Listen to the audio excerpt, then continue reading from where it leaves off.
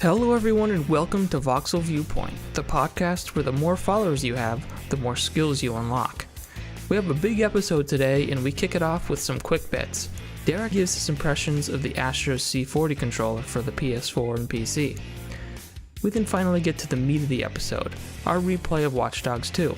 Find out how this contemporary open-world action game holds up in our deep dive. It's April 9th, 2019, I'm Ryan Shepard, and we're here to hack the planet.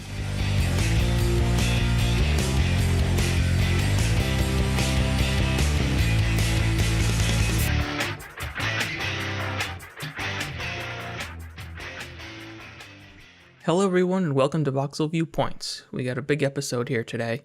With me I've got Lee and Derrick. How is everyone doing? Doing good. How you doing? Not too bad. Pretty good. Yeah, as I said, we got a lot to cover. We're going to start with some quickies right off the bat. Just want to do a quick Sekiro check-in. I started playing it, and I'm enjoying it quite a bit. I picked it up on PC, and haven't gotten too far. I got to one of the bosses that I feel like comes up in the discussion of this game. The guy with the spear, the shinobi hunter. And I banged my head against the wall, fighting him for a little bit, but I was able to eventually best him. Have you guys gone any farther into the depths of Sekiro? I went back for a little bit, and then I had some people over that were pretty much saying, oh, it's not that hard. They wanted to see how hard it was. I let them sit down with it for a good half an hour or so, and they were just like, yep, okay, it's hard. Yeah, it's definitely challenging. Lee, where did you make any more progress? Well, I was talking about it just now, but I actually restarted it and got back basically to the place where I was, because the knowledge you have when you play it bears a kind of restart stuff. It doesn't tell you when you start. So but I pretty much got to where I was before and haven't really gone back to it. Not for the reason of it didn't warrant it. It's just other things have come up. We have to look for other things for the cast and stuff. But sure. It's still setting up incredibly well compared to the others in the series, not in the series. Whatever you want to call it, it's impressive. I'm enjoying it a great deal. Yeah, it is. It's quite a bit different, while also still having that same vibe, I guess you'd call it. And I had a hard time with that spear guy, and I don't know. I guess I haven't seen any of what I would consider a boss on the scale of Dark Souls yet. I don't know if this game has that, or if they're generally just like tough human type characters. The first one was that big fat samurai guy. That's trying to. I guess so far the bosses that I've encountered have been just trying to teach you things. Like that boss was specifically designed to teach you counters, the different kinds of counters, and to teach you to, as far as I know, to use the shuriken shinobi tool. And then the second guy was there to teach you the thrust counter, the Mikiri counter, or whatever it's called. So yeah, I haven't gone back since that guy kind of wore me out. So but I've been playing a different game quite a bit. Yeah, all right. So everyone's still positive on Sekiro? Yeah, and like I had mentioned too, I want to come back to it when I have the time to sit there and focus mainly on that, because I feel the game deserves it. And I just want to I'm probably gonna restart like Lee did too. Maybe get in a little bit more practice now that I know about more elements of the game, especially the dragon rot thing, because that could really screw you over if you don't pay too much attention to it. That's the main reason why I restarted, yeah. Definitely the main reason why I restarted. Yeah. And the dragon rot's interesting. I felt like it kind of set you up to start to experience some of that, so you can probably learn the systems of it. I'm planning, I think I'm probably going to, I feel like, they're obviously going to show you how to cure it, I imagine, at least once, and then probably after that you're kind of on your own. But they did mention too that resources to cure it are finite as well. So if you don't really learn the game and learn the systems, it could cripple you at some point. Yeah.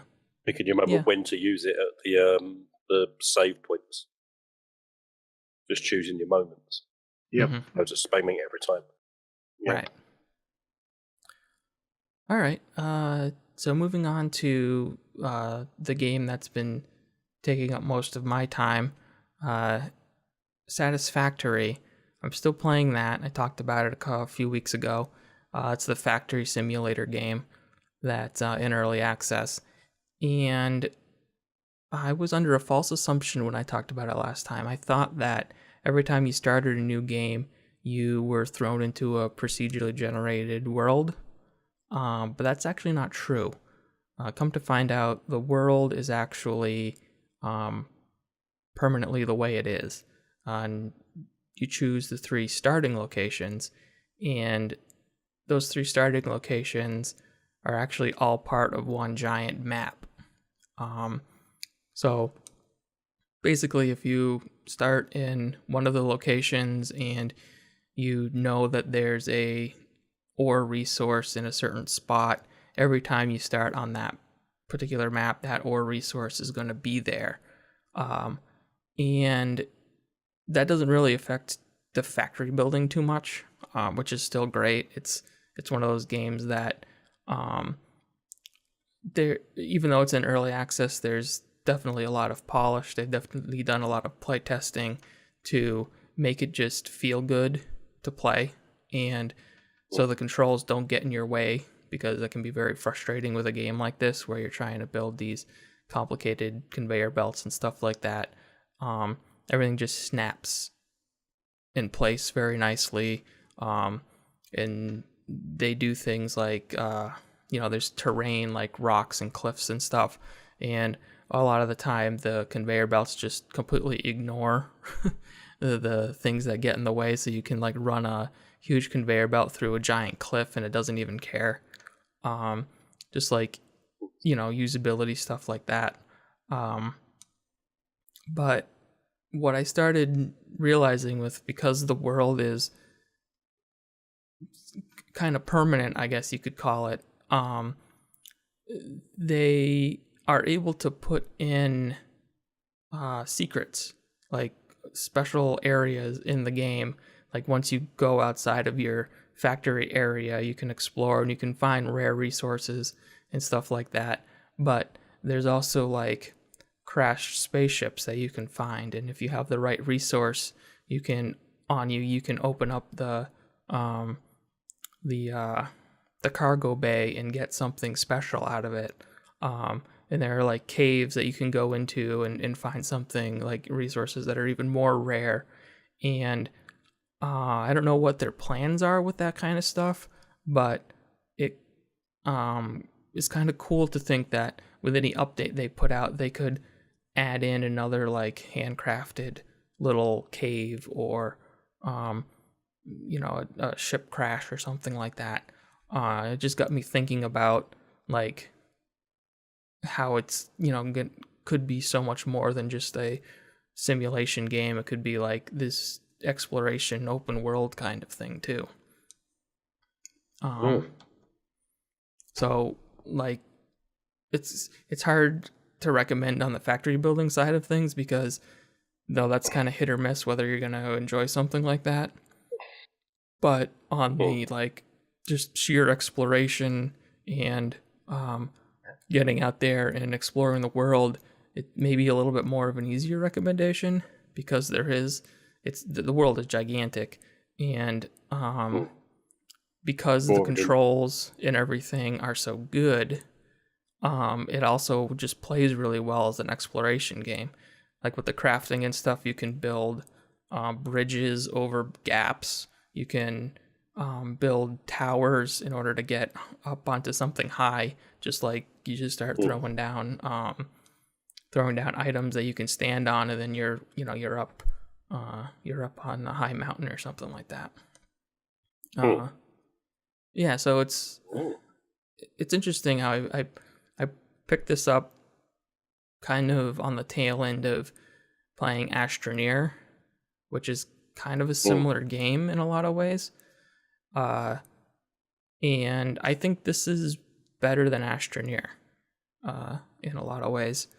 It's more clear with the information it gives you on like the power you need to operate all of the buildings you have, which Astroneer really doesn't. It controls a lot better because even in full release, Astroneer still kind of has wonky controls. And I just feel like it's broken up into these two main parts where I can spend a long time building my factory, and then I can spend some time exploring. And when I come back from the exploration, I have like an inventory full of cool stuff that I can use to, improve my factory. And with Astroneer, it just always seemed like the loop was go into a cave, fill up your inventory, and come out and do whatever you need to do. And it never felt like I was accomplishing anything quickly, I guess would be the thing that I ended up feeling with Astroneer. I didn't feel like I was getting a whole lot done in the time that I was putting into it. So that's that. I've got a gigantic factory going, and I've slowly expanding it because you need lots and lots of resources. But I think I've got it under control. Nice. Yes. So God, I've just realised it's taking me 2 podcasts to realise the pun in the title. Satisfactory? Yes. I hate it even more now. It's a really good name for a game. Good Lord. It's really good. It's terrible. We're going to take a little detour. I'm going to split the conveyor belt, as it were, and talk a little bit about a Kickstarter Derrick wants to give a shout out to. Yes. A friend of mine that goes by the name of the Mad Poet has created a Kickstarter called Memento Mori. It is for Dungeons & Dragons 5th edition. It is a Victorian age Gothic setting campaign where technology, steam power is on the rise, and magic is considered evil and outlawed. He has custom characters, custom mechanics for steamships, zeppelins, trains, science, witchcraft, different seductions into darkness.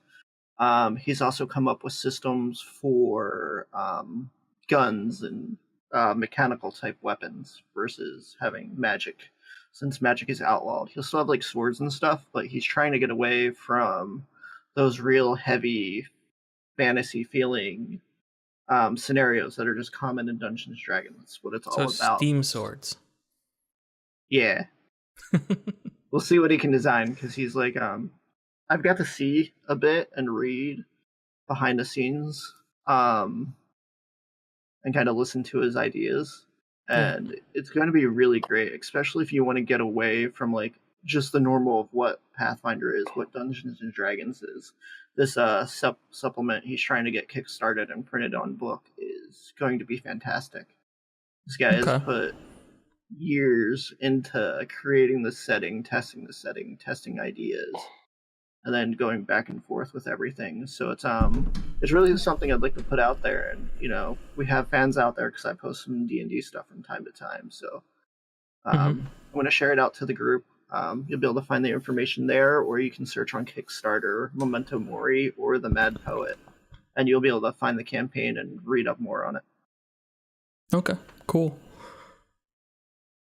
So, what is he specifically kickstarting for? Like, what's his goal? His end goal is he has different levels for getting it printed. The basic kind of levels would get everybody PDFs and have it published. Okay. The little bit higher ones, you'll get discounts if you go to buy like a hardcover version of the book. For around it's a $40 pledge, which gets you the hardcover at printing costs, plus you get the PDFs of it. But if you pledge higher and go for $75 or so, you'll get a hardcover copy of the book signed with a custom letter written from him to you. So it just kind of depends how big you are into this. Is it something you'd like to have a supplement of, and just grab the PDFs and do the entry level $20-$25 pledge. But then if you want to go all out, you collecting these different things or the stuff that you'll only find in these certain spots, and you could go higher and get the actual hardcover signed book. Okay, cool. And what was that again? How can people find it? On Kickstarter, you can search The Mad Poet or Memento Mori, and it'll be the first one that pops up. Okay, cool. While I got you warmed up, Derrick, why don't you talk a little bit about the new Astro controller you picked up recently?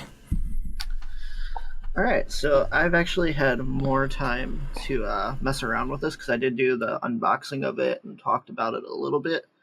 But at that, I only got to use it for 30 minutes before I started actually talking about it. It's a very nice controller. It's nice and solid, comparable to the Xbox Elite controller, but it's not as heavy. Okay. The Xbox Elite controller is kind of a brick. What's the name of it?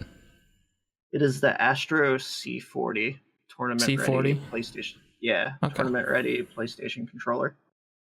The one thing this controller does that you really don't find in the other ones is you can actually swap your modules. So your D-pad and left analog stick, you can flip and flop, whether you like it how PlayStation has it set up, or you like the offset, how Xbox does it. But this is allowing you to use it on your PlayStation if you like that setup, or on PC, because it can be used on both. Right, okay. Yeah, that was what originally caught my eye, was the ability to switch between the PlayStation layout and the Xbox layout. Does it feel, when you have it in a PlayStation layout, does it feel like a DualShock? Is the placement good? Yeah, the placement's good. It's maybe a little bit better than the DualShock because the controller, I believe, is a little bit wider. So it's still if you've used an Xbox controller, you still kind of got that it fits real nice in your hand. But the placement's great on that as well. And then if you switch, like I said, if you switch it out too, then you've got that real Xbox feel if you like that. Right. Okay. And how is it all easy to interchange and change, move things around? Yeah, so what it has is a faceplate with 4 screws. And it gives you a little tool. You unscrew the screws, it pops up, and then the modules just pop out, and then you just click them back into place, which I found is there's also a little red marking that you line up, and that's how you know you've got it back in the right spot. Okay, cool. And it's wireless, right? You can use it wireless or wired. It comes with a little USB adapter that you can use if you want it wireless, or it comes with a cable if you want to use it wired. Okay, so you need the USB adapter even with the PlayStation? Yes. Okay, so it doesn't connect with Bluetooth? No. Okay. That's probably the one downfall of it, that even though it's licensed by PlayStation, they don't have that, PlayStation connection that the DualShocks have. Right. Okay. Yeah, well, it's not common to get a third-party PlayStation controller that connects wirelessly. Usually they're all wired. And does it allow for like chat and everything like that? Yeah, it has the same little 3.5 millimeter jack on the bottom. So if you're just using a regular headset that plugs into your controller, you still have that functionality there as well. Okay. It also has the touch controls at the top, and that thing's pretty responsive. It works well. Does it open your map real good? Yep. Yeah. Get those maps right on open. All right, cool. Now, how much did that go for? This was 200 for this. Okay. How much? 200. Sorry. What else does it do? Well, yeah, just a really great controller. Does it make you breakfast in the morning? I wish. That'd be amazing. It's going to fuck you the night before. Transforms into a coffee maker. Yeah, good lord. No, it's got a really nice build.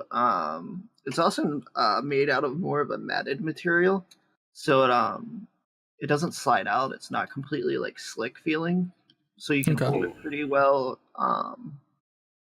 It's also, there's 2 extra buttons on the bottom too, little toggles there that you can program to whatever you want them. Okay, so it's got like paddles underneath it. Are they paddles or are they actual buttons? It's kind of like, it's an actual button that's built into it. Okay. It's like where the paddles would be. Okay. They work pretty well. I use them for crouching and jumping mainly. Do you find yourself like accidentally hitting them, or are they in a good spot where you don't think that that's going to be an issue? They're in a pretty good spot. Every now and then, depending like what I'm playing, I might tap it. It depends like how my hand's resting, or like if I set it down on my leg sometimes, like while I'm waiting for somebody, I'll forget and I'll start like firing off if that's what it's set to, depending on the game. Because I kind of usually try to have it set for crouch and jump because that helps a lot. Okay. Yeah, not taking your fingers off the analog sticks for jumping is can be very valuable, I imagine. Yeah, it's I use the Xbox Elite controller a lot before on PC when playing Rainbow Six Siege, because it was super helpful in there. And actually, I had it set up weird to where we had just the 2 right toggles on, since you could set 4 on that one. Okay. And then I'd have that for like drop shotting and then just jumping. Cool. I know you've used it on the PlayStation. Have you used it on the PC at all? Not yet. I want to. I'm gonna test it with some Anthem, because the other thing that had me interesting for that is when you're using it on the PC, you can completely customize it. Like you can custom fine tune the sensitivity of each individual analog stick, and it's got like a whole slew of stuff you can do in the Astro Command Center for it. Cool. I don't suppose you can. So you would need the USB dongle to connect wirelessly to your PC too, right? Yes. And I imagine it only comes with one. Yeah. Yeah. So I guess you'd have to swap it out if you were switching back and forth. Yeah, depending how you're going to use it. Like right now on the PlayStation, I use it wired. Okay. So I'll probably I got the dongle sitting right here, so I can just, whenever I go to use it on a computer, just kind of plug it in there. I do want to test the wireless on the PlayStation as well, just for my setup. I use a splitter in the back because my front 2 USB ports stopped working. Who doesn't use a splitter in the back? You know what I'm saying? Oh, God. Yeah, so my availability of ports on the PlayStation is kind of limited. Okay. Let me think. There was something else that... Oh, you said you were using a different third-party controller before you got this one, and there was a big difference. Oh, yes. I also was using the Razer Raiju, which is a wired PlayStation tournament controller. That one was about $150 to compare in like price range. The controller was great. It just on certain games I would notice like the input lag. Like in Sekiro, I had a real hard time like jumping and hitting like square wouldn't work, so I couldn't grab onto ledges right away. Or when I was trying to counter, I could hold the button to counter, but when I try to like quick hit it again, it wouldn't match. So I just get destroyed. Which was kind of weird too, because I'd given that controller to my brother to try out, and he's had no issues with the games he's playing with it. But I've also plugged the Astro, like I said, I use the Astro one as wired as well, and that doesn't seem to have that issue. That's weird. Sekiro is not a game you want to have input issues with. Yeah, not at all. Yeah. All right. Oh, just a quick thing with Sekiro. I got it on PC and it performs really well. I just wanted to put that out there because we talked about the performance of the console versions in the last cast, and the PC version definitely performs really well. A lot better than some of the previous From Software games have out of the gate anyway. That's good to know too, because there's actually been like a lot of PC games that's been having like out of the box performance issues. So yeah, sometimes it happens. It used to happen a lot more. The PC versions used to be the lowest on the totem pole, but it seems like a lot of publishers have come around on that, which is good. All right, so that is the Astro C40.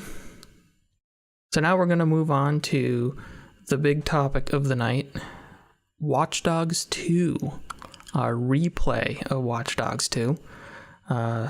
When it originally came out, we all got distracted by other things, and we didn't really give this game its due diligence.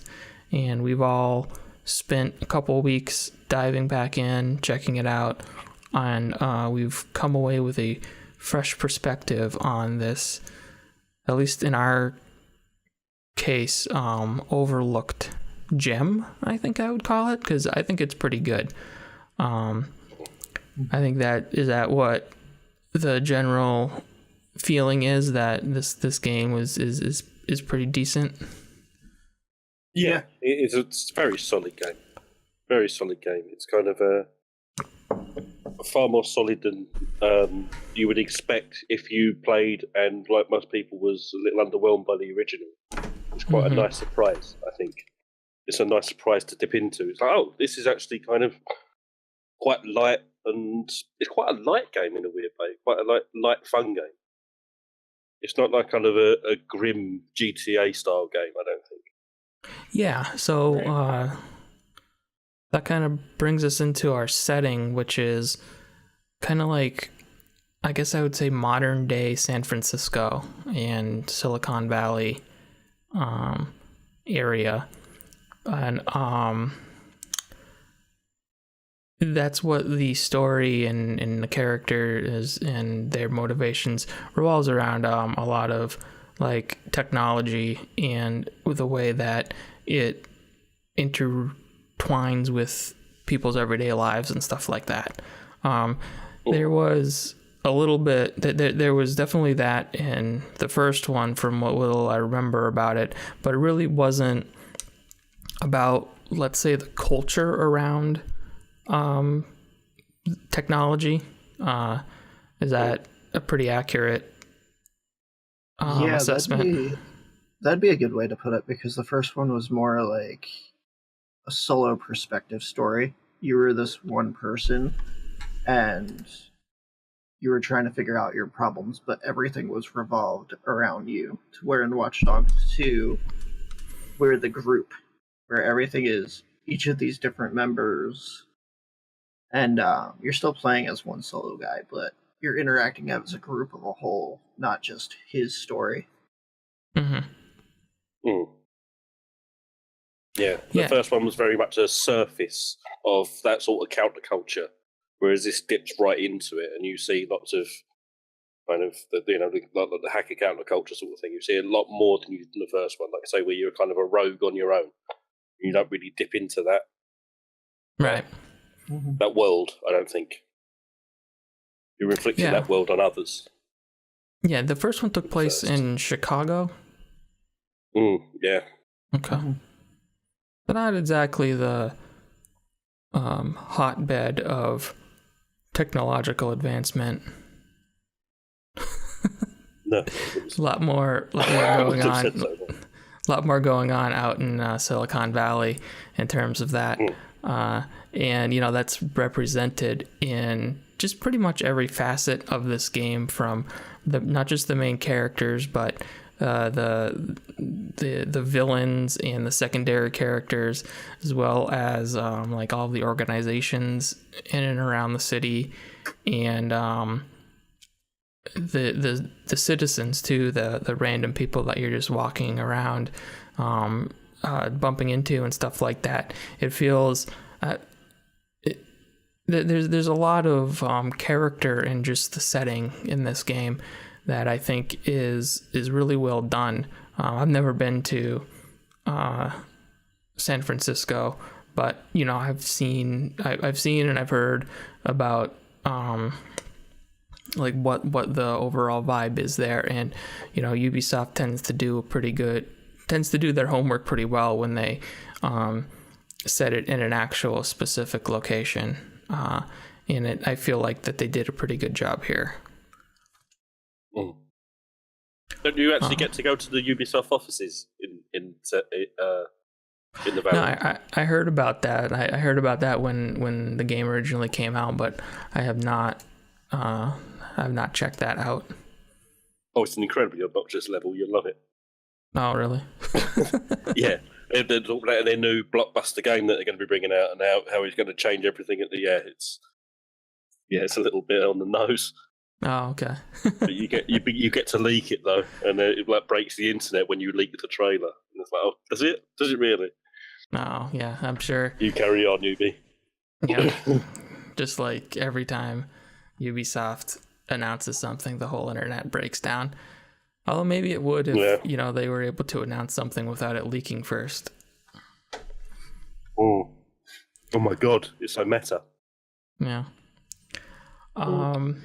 Yeah, so the setting feels a lot more live, and of course you have, just like in the first game, you have the ability to manipulate a whole bunch of stuff within it, so even that adds even another layer of character onto that. But before we move on to the actual gameplay and the way you're interacting, I want to talk a little bit about the characters, because I think that's another area where this game not only like improves certainly upon its predecessor, but also kind of stands out in its own way in the like Grand Theft Auto modern open world kind of setting, where the characters, so you play as Marcus Holloway, who's a member of a hacking group called DedSec, and the other three members feel like genuine characters. Like when you first start out, you feel like oh great, they're just hitting the stereotypical hacker. There's Josh, he's like the loner and the basement dweller kind of programmer guy, and then there's there's Wrench, who's you've probably seen in the promo trailers and stuff like that. He's the one with the mask that his eyes change based on his mood, and then there's Satara, the girl, and like like I said, you think that they would just fall into these, like where Grand Theft Auto would go with something like this, where everybody would just kind of be like a hollow caricature, like ripped from some pop culture reference point, but they feel that they're fleshed out a lot more. Even Wrench with his mask, he feels more like a character than most of even the primary characters in something like a Grand Theft Auto feels like. They kind of went that way with Grand Theft Auto 4 with I don't Nico. even remember. Yeah. Nico. And but I feel like they kind of went more stereotype with Grand Theft Auto 5. Like none of the characters really had any unique. They just felt like characters. They didn't feel like people. In my opinion, anyway. but they do a better job here, kind of exploring these characters and making them seem a little bit more interesting, in my opinion anyway. I feel like they set them up like they would normally set.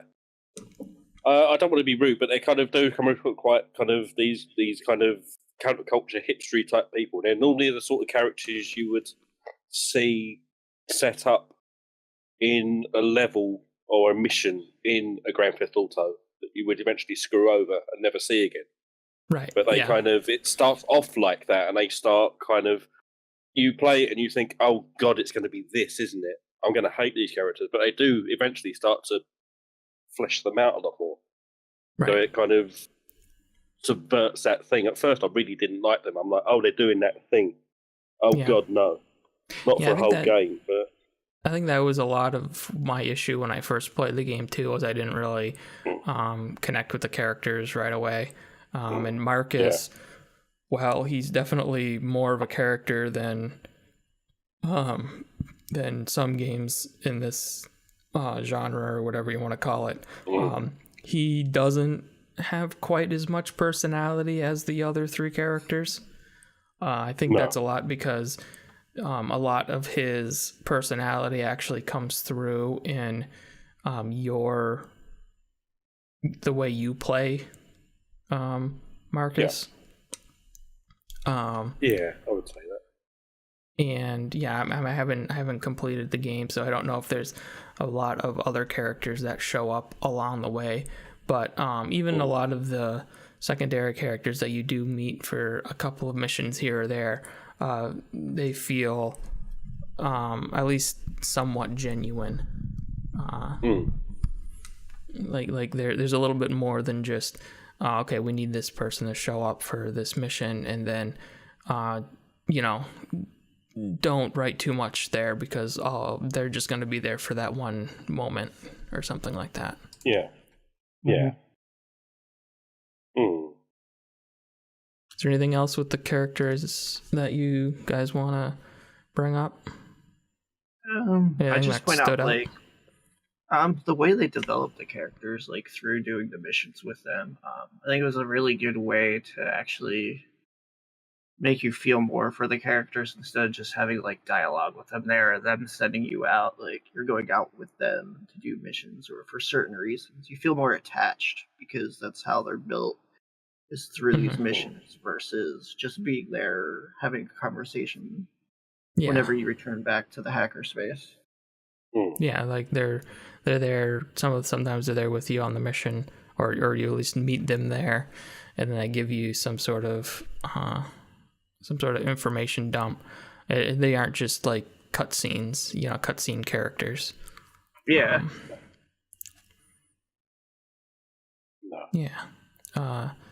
So in relation to the first game, really you only had the main guy there, which I don't even remember his name. I think it was Aiden Pierce, I believe. Yeah. So I know that game, specifically the Aiden Pierce, received a lot of criticism for his kind of dull persona. Yeah. He's not much of a character.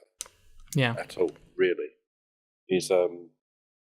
His character is basically his full of motion. His kind of his quest for whatever he's going. I can't even remember what he was ultimately going for. It was kind of dull, but that's really all his character is. His determination to go and fuck everybody up with a big gun, I guess. Right. Wasn't much to him at all compared to this one. Yeah, it feels like no, go ahead. Like the first one was more like he was set up, and I think somebody was kidnapped, and that's what drove him, was trying to get these people back and keep them safe. So it was just completely based around him, to where now that they've opened up to like the entire group, it really changes the dynamic of what the game could be. Yeah, and it feels like in that first game, the setup seemed like very like Hollywood action movie kind of setup, like Revenge Tale or something. Yeah. And the technology, like the hacking and the integration of the technology almost seemed kind of secondary. Like it was this Revenge Tale, but also he can hack all of this cool shit. Whereas here the whole story and everything that revolves around the story has to do with the way the technology interacts with the world. Like you're going after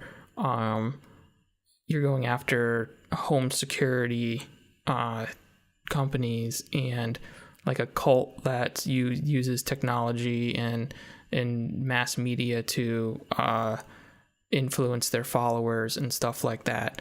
And it's like and of course you're the hacker group that's using the technology and the way you connect with it to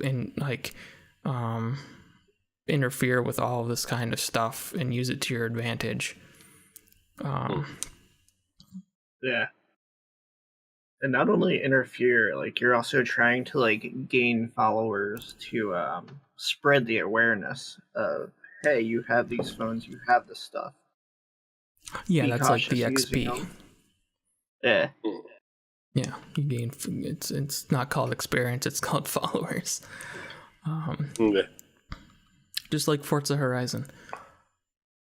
I will say though that I do think the thing between the first one and the second one that I find a little bit kind of disjointed is there doesn't feel like very many stakes in the second one. It feels quite light and breezy and jazzy, kind of just pop through. It doesn't feel like much threat within the level, the stages you're doing or the missions you're doing. You're in and out and you're having a good old laugh about it once you've done it.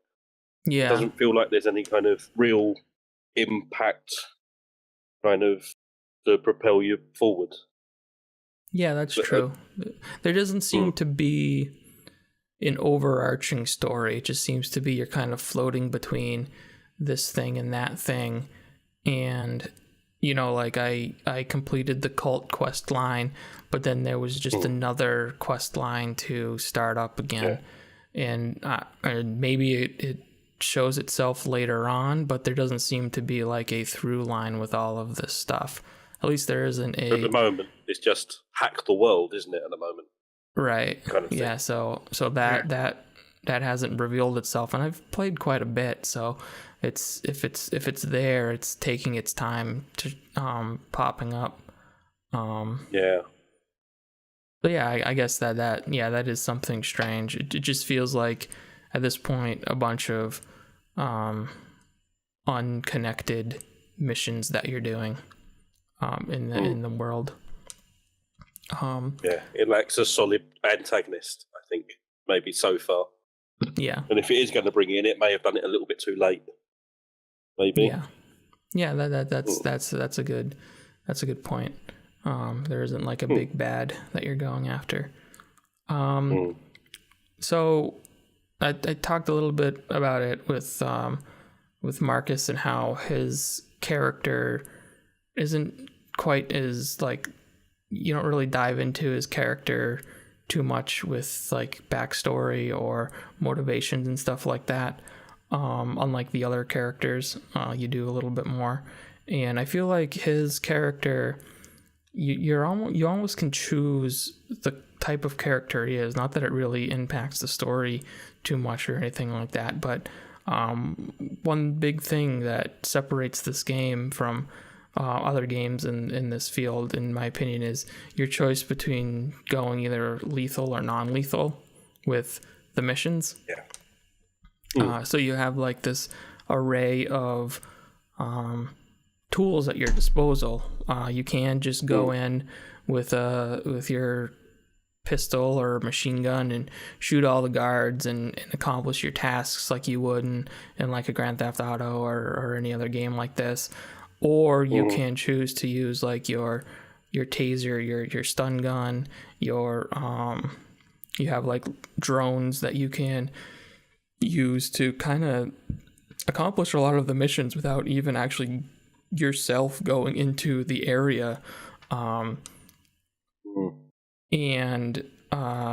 you can hack cameras and different things around the environment to trigger, like, you trigger a little electrical box to make a noise, and that attracts a guard over to it, and then you can trigger it to perform a non-lethal shock, and that'll knock the guard out for a little while.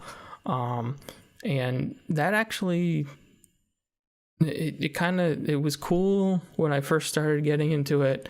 Like, you get to a mission zone, and you basically, almost all of the missions so far that I've done, story missions, have been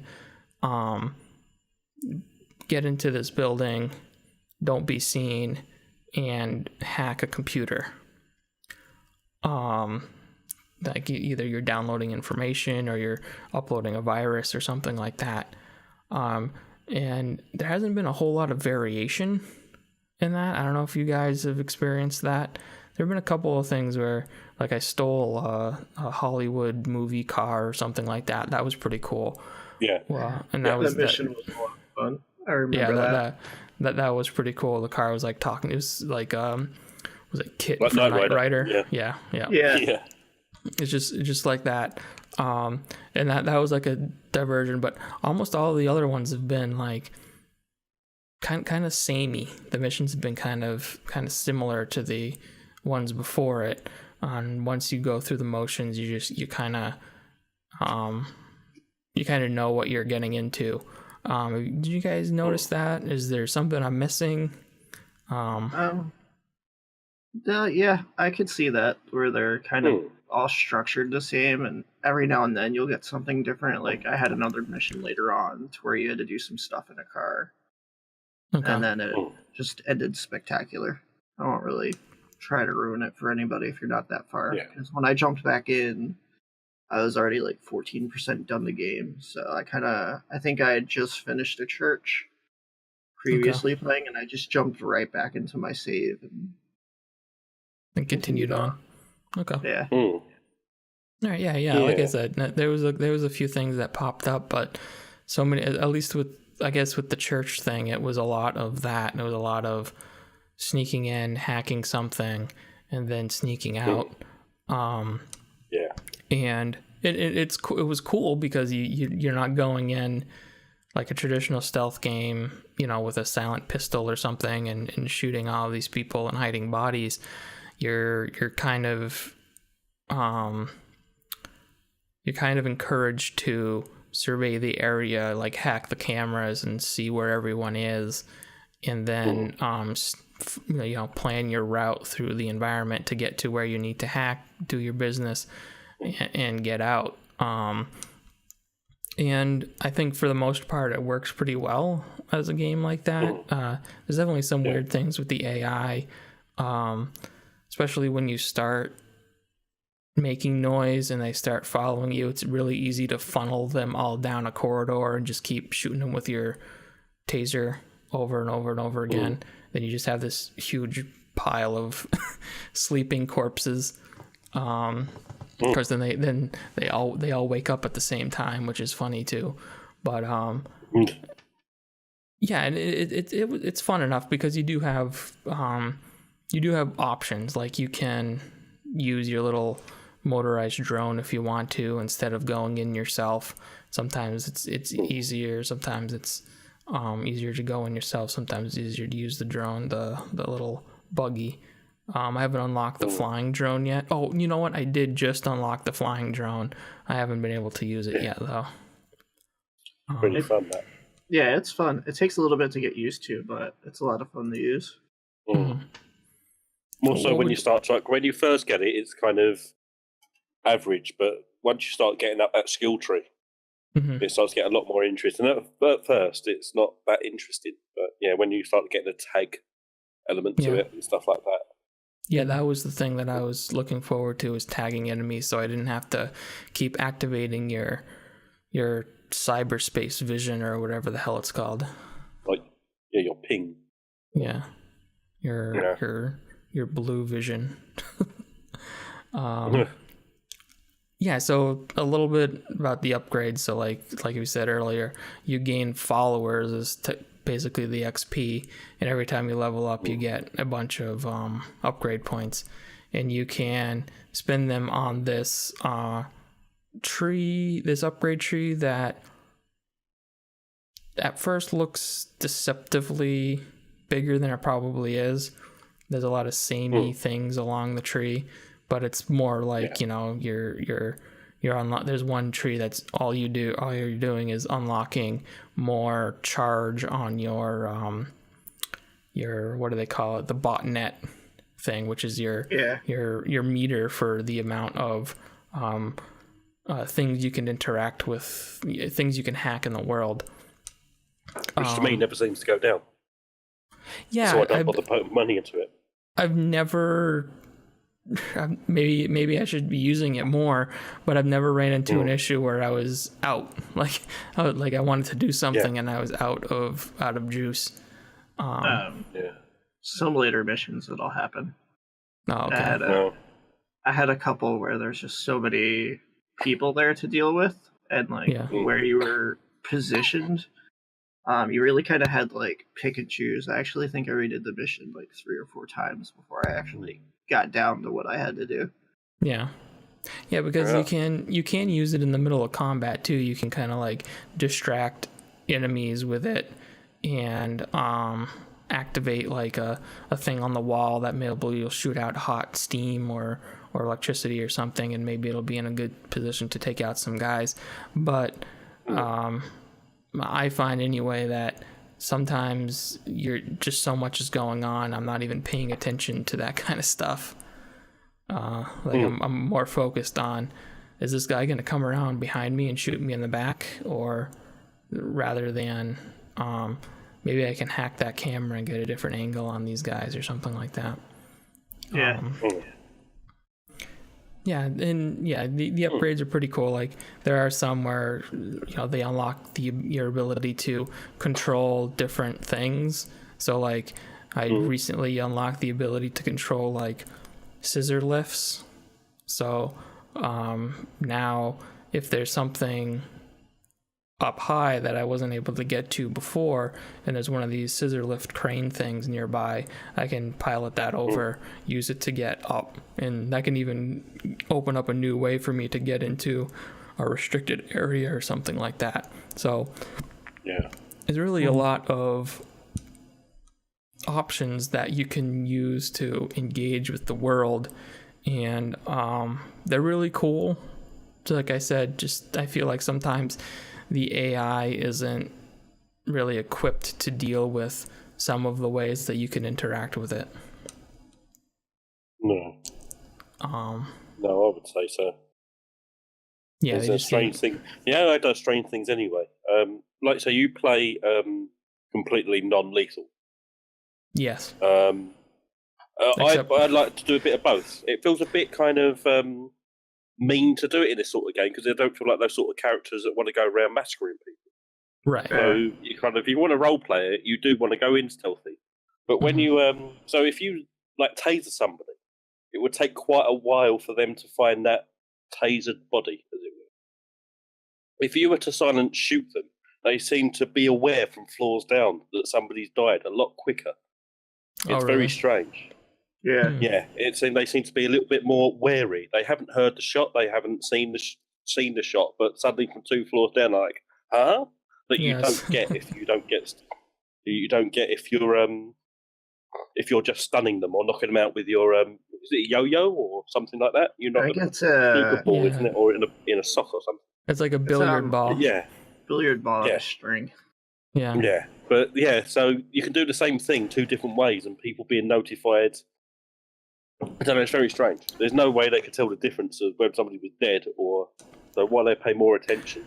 Well, I don't know if you've ever been in a situation where somebody has died 3 floors below you, but you get this feeling. It's a sense that everybody has. Yeah, I don't think so. I really don't think so. I think you may be reaching somewhat. It's the Sixth Sense. They you don't realize it, but that was the first upgrade they chose when they got their first 1,000 followers on Twitter. Yeah, I like I said, I haven't. I see dead people 4 floors away. Yeah, that's a different movie.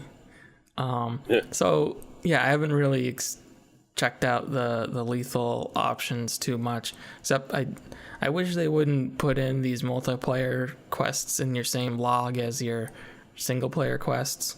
It's really annoying. It's just a big cluttered mess. But I did one just to see what it was like, and I ended up using a gun on that because it was designed for co-op and it didn't connect me with another player. So I just had to go in myself, and there was like guys with armor and stuff like that. So I did use some of the lethal weapons there, and it ended up being this huge long chase through the streets because the guy I was supposed to hack started running away, and I just chased him through like half of San Francisco, and eventually I shot him down and did what I had to do, but it wasn't very good. Let's just put it that way. I've noticed if you have to chase somebody and you don't get them right away, you're in for like 30 to 40 minutes of chasing them around that damn map. Yeah. Yeah, I've yet to play it with somebody that I know. It does seem a little bit too random and haphazard when it's somebody that's just jumping into your game. Yeah. I don't know how much better it would flow if you do kind of know the person you're jumping in with. At least if you had communication, like you're talking to them or something like that, you can coordinate a little bit better. But yeah, it didn't even connect me. It like said it was trying to, and then it did it for a couple minutes and then just threw me in myself, and it didn't go well. Let's just put it that way. I replayed it like 3 or 4 times because I kept getting shot and dying and stuff like that. But it did kind of inspire me to explore all of my hacking options, though, like you can remote control a car from your phone, and like I think it's so useful. Yeah. Oh yeah, you can like run dudes over with it and stuff like that. It's pretty cool. And like, you know, so that's kind of like where the playing it non-lethal kind of falls apart, is when you're driving around and then all of a sudden you accidentally wipe out an entire crosswalk full of people, and it's just like, well, maybe they just skinned their knee. I don't know. Possibly. Yeah. So it's still in my windshield. I don't think they're going to be okay. Yeah. One thing I wanted to talk about specifically was the driving in this game and how weird it feels. It's like there's no weight to the cars at all, in my opinion. It's extremely arcadey feeling. Like all the cars like turn on a dime and they accelerate at an incredible rate. And it felt really weird at first when I started playing it. It feels way different than any other driving in any other type of game like this that I've played anyway. Did you guys notice that? Yeah, bikes even more so. Yeah. Bikes are very light and floaty. Yeah. It's strange you're in San Francisco, but it feels like the road's covered in ice all the time. Yep. Yeah, that was weird, and it's I guess it's fine. It ended up being okay, because it actually makes the driving a little bit easier when you're in a chase or something like that, because you don't have to worry about, like, if you're in a piece of shit car, you're not going to be able to outrun whatever you're outrunning. And I think the game does a pretty good job of letting you evade the cops and anybody that's chasing you a lot better than some of, like, I've always had but with Grand Theft Auto 4 and 5 specifically, I've always hated getting into chases with police because it's such a pain in the ass to outrun them and then lose your wanted level. When in the previous games, like 3 through San Andreas, you just dip into a paint spray and you'd be good to go. But it's more of a hassle in 4 and 5. But this seems to be like, as long as you outrun the cops and then go and hide in your car, you're pretty good. Yeah, the last couple missions I had to outrun the cops, and it was a pain in the ass. It just seemed like as soon as you got out of the way and it turned yellow, all of a sudden there was like another one there. I was like, how are you choosing where the hell they're coming from? Like, yeah, that's always how it felt in Grand Theft Auto. It was like they would always put a car right there in front of you, a cop right there in front of you. And I don't know, I just haven't found that to be as big of an issue here yet. Maybe as it goes along, it'll get more frustrating. One thing I did want to bring up is the little map down in your corner, and it's pretty useful, especially when you're trying to evade the cops, but it's incredibly annoying every time you unlock a song and it covers up your entire screen for like 5 seconds. Yeah. And you're like in the middle of this chase and you're like, oh, I gotta make sure I take the right turn, and then all of a sudden, song unlocked, pink screen covers up the whole thing. You're like, what the fuck? Like, I understand like them trying to create an aesthetic and like make it seem like a real thing, but man, is that annoying. And it happens a lot too. Speaking of annoying, I don't really enjoy the phone system, the way it's laid out. That can be a bit of a cluttered mess. Like the menu? Where you select missions within the phone menus and stuff like that. And yeah. There's just a list of stuff to select. There's like 10 buttons on that phone, and I know what 3 of them are. 3 or 4 of them. Yeah. Pretty much, yeah. I use the map, I use the mission log, I use the XP thing, and then I use the settings, and that's it. There's like a whole nother row of stuff that I don't even know what the hell it is. Yeah. So how's the? Just a clutter. Yeah. So what have you been playing on? I've been playing on PC. What versions have you been playing? I'm playing Xbox. I'm playing on the PlayStation 4 Pro. Okay, Lee, you're playing on the Xbox One, the Xbox One X. Yeah, the S. Okay. Yeah. How's the performance for you guys been?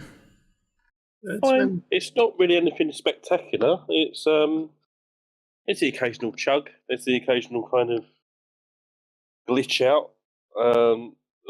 Ridiculous pop-ins, but that's about it, really. There's not much that really stands out, I would say. But yeah, it's fine. It's literally fine, and that's the best way you can say about it. That's the best thing you can say about it, I think. Okay. Yeah, nothing to annoy you too much. Yeah, I haven't noticed anything real bad, but it performs pretty well. Nothing that really stands out, but pretty much what you would expect from that type of game. Okay, and it looks good too. Looks at least somewhat. I mean, it's a 3-year-old game now, so. Yeah, I guess so. Yeah. Runs perfectly fine. How's the PC version? Well, the PC version's kind of interesting. Turns out that this game is like incredibly CPU intensive. Like it is like there's a area of PC games where they started to really start to take advantage of like multi-core processors on PC, and this one seems to be one of those ones that they started to get there, but then they didn't quite have the optimizations in place to make it play well across a large range of different types of hardware. So when I first fired it up, I was getting like really bad frame rates. And you know, I had just gotten a new graphics card, so I'm like, man, this is like a 3-year-old game, and I'm playing it on this brand new graphics card, and it's not running great. Like, what's going on? So I looked into it, and you know, my CPU was getting hit 100% almost all the time. And looking online and stuff like that, I found some things where, you know, at the time when this game came out, it was kind of something that a lot of people had problems with. So there's a lot of like, here's the best things that you can do to improve PC performance and stuff like that. So I tried some of that stuff, and I ended up having to lock it at 30 frames per second in order to get a stable frame rate, which is not really ideal for when when you play on PC. You want to get you want to try to at least hit 60 frames per second. But I had to, otherwise it was just fluctuating so much that it was like, you know, it was like the thing that we were talking about with Sekiro on console, where the frame rate wasn't matching the refresh rate, so there was like stutter, and it was like extremely noticeable when it dropped down, especially in like huge populated areas of the city and stuff like that. So from that perspective, the performance wasn't really that great for me. But on the other hand, when I capped it at 30, I had tons of room to turn up all of the bells and whistles. So like I made it look really good, even though it was capped at 30 frames per second. So on PC you could make this game look really, really good. With all the different detail options like reflections and lighting and things like that, and anti-aliasing and stuff like that to get rid of all the jaggies on the cars and stuff like that. So yeah, I mean it can look really good. You just need a really crazy PC in order to like have it at the frame rates you're probably looking for. The other thing cool about the PC version is this has something called NVIDIA Ansel. That's ANSEL, which is graphics card built in almost like photo mode. So at any point in the game, I can activate this, and it pauses the game, freezes it at its current spot, and I can kind of move the camera around wherever I want in the scene, and add all of these effects onto it. Like I posted some to the Voxel voice group. Like you can add a green screen behind your character, so like it kind of like analyzes the scene and is like, okay, here's the main character, takes out all of the background, and then you can put whatever you want behind you, which was dumb, but cool. But it just gives you way more options to deal with like focus, depth of field, field of view, zooming in and stuff like that if the game doesn't have that built into its photo mode already, this kind of just gives it to you without it having to be officially in the game. It was the first time I had experienced it, and it's pretty cool. Nice. Yeah. Other than that, I think this is a pretty solid game all around. It's got some maybe some pacing issues and a little bit of, you know, like we talked about, some AI problems in terms of like giving you so many options to approach something. The AI can't quite keep up with it, but overall it's certainly a good follow-up, a solid follow-up to a game that kind of was okay, but it wasn't really everything that it probably could have ended up being, which kind of gets me excited for the rumors around Watch Dogs 3. Taking place in Lee's backyard, as it were. Yes, indeed. Yeah. Londinium. Yeah. Looks like it's going to take place, hopefully, in London, which I'm excited for, too, because I get super bored with, here's another one set in New York City, another open world driving game, or, wherever it may be. So getting it out of the United States and in another completely different setting has me excited, too. Yeah. Doesn't happen often coming to London. I think the last time there was a open world kind of third-person action game like that was probably the Getaway games, which is a good few gen old now. So it's not a scenario you see often. No. Yeah, I remember playing one at some point. I don't remember. Was there was one of the True Crimes in London? No. One was in LA and one was in New York. The second one was in New York. All right, I guess I'm thinking of of some one other was game basically then. Sleeping Dogs. Yeah. I'm not sure what it was. Yeah, I hope that ends up being true. Seems like it probably is, and we'll probably see it at E3 in a couple months here. Indeed, yeah.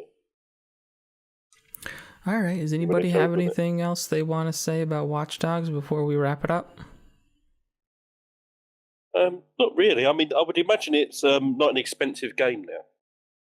No. I would imagine it's fairly cheap to pick up now, and I would say kind of it's definitely worth it for the price that you would find it at, as long as it's not over what it was originally, obviously. But it's definitely worth a look if you skipped it first time, I would say. Derrick, you went and picked up another copy, right, to play? Yeah, I think it was like $15 at GameStop.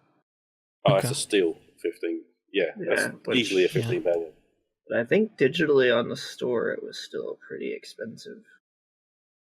Yeah, digitally on the main storefronts, even on PC, it's still at like $60. Oh dear Lord.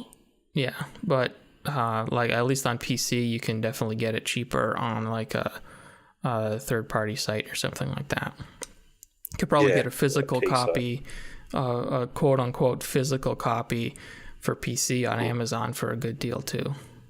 Even though it's just a code that you punch in to Uplay and download it anyway.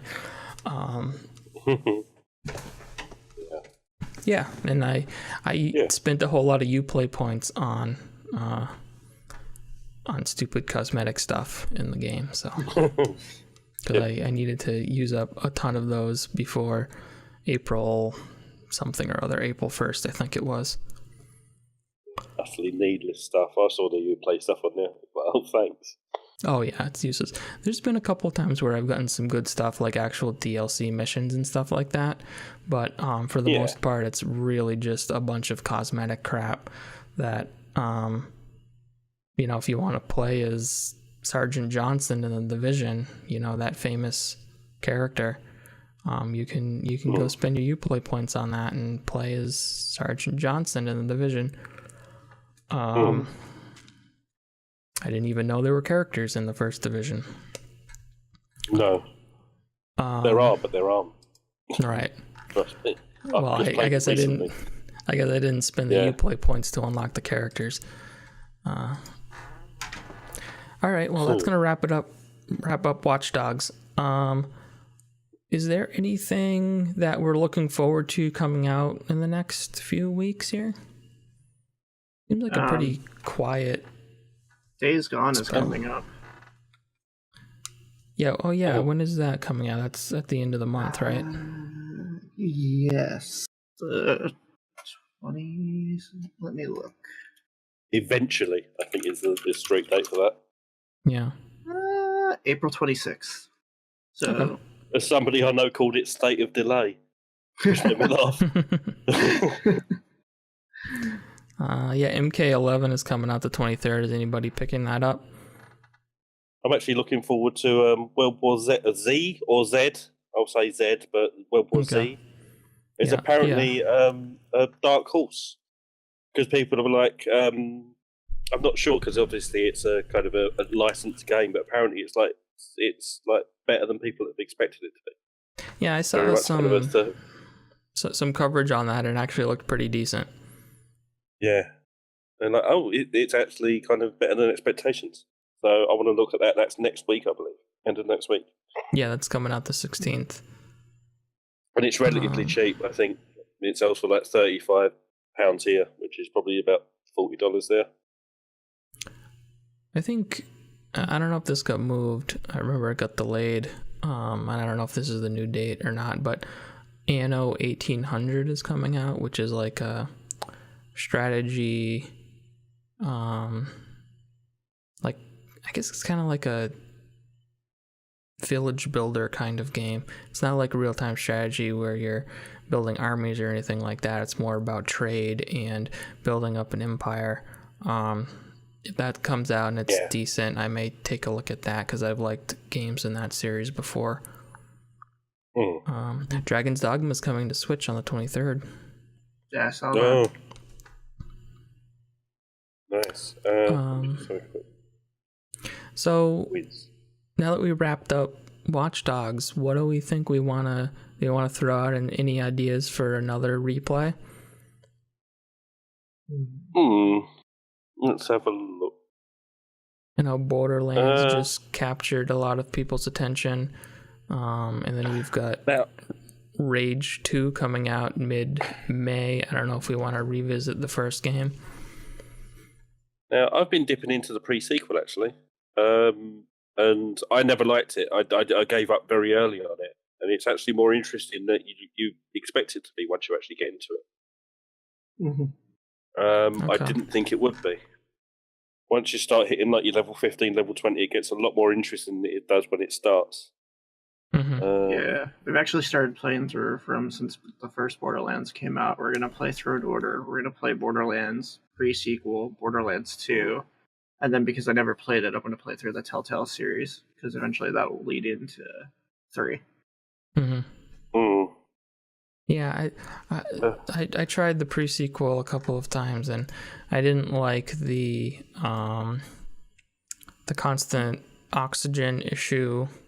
Yeah, and I didn't like the floatiness of the gravity. Actually gave me like motion sickness to a certain extent. So it was kind of a two on two fronts. It kind of pushed me off of it. But when they announced the remaster of the first game, they also went back and added some graphic updates to the Handsome Collection, so I may give it one more try, as it were. But yeah, I've been playing through the remaster of the first game, and it's pretty good. They did a good job. I know Derrick's been having some issues, and so was Lee, but different kinds of issues. Yeah, I'm not playing it for a while. Yeah. No, impossible to get hold of unless you buy it digitally, and I don't buy digital. They have a very strange release plan for it. Yeah, I think it's limited stocks in GameStop as well, which is an exclusive. Right. They've got ridiculously low numbers. Odd. Yeah, it didn't seem like I don't think that they were looking to make a lot of money off the physical version, or they weren't looking to spend a lot of money on the physical version anyway. Yeah, I heard like each store only got like 5 copies to sell outside of like pre-orders. Like I went to grab 2 copies and they're like, we have none. They called me back the next day and there was like 1 available. So we ended up just grabbing it digital. Wow. Yeah. Madness. But yeah, Derrick, you said you're having trouble with the PS4 Pro version. Yeah, so the issue I'm having is I'm playing it in the 4K with the HDR on and all that, and I am getting some crazy screen tear. Like, if I've got to jump or move around, I can just, like, watch the whole screen move. Wow.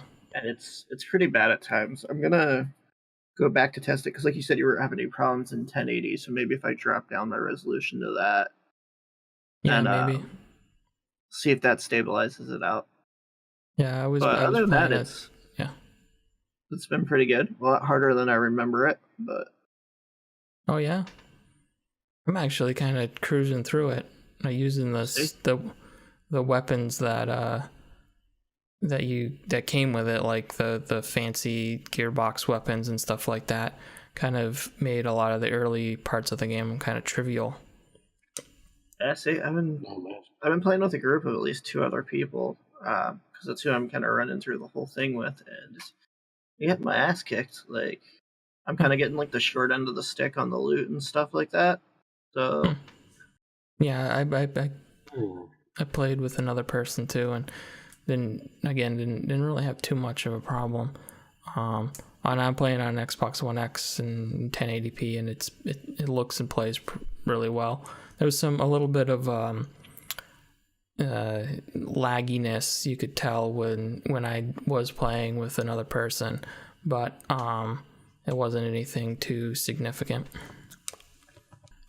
All right, so if no one has anything else they wanna throw in, I guess we'll call it a night. yeah, pretty much. I don't think so. All right. Everyone's cool here. So if you want to follow us, you can check out the Voxel Voice Facebook group and page. You can obviously subscribe on YouTube if you're watching this, and we're also on iTunes and Google Play. So if you like listening to podcasts on the go or at home or wherever you listen to podcasts, you can subscribe to us there. And if you give us a review, that gives us a boost in our in where we show up in the game section. So if you like it, give us a review, and maybe we'll get more followers, and we'll level up and be able to unlock more abilities. Hack the world. Hack the world. All right, guys. Thanks for hanging out, and we'll see you next time. Thanks, guys. Later. Peace.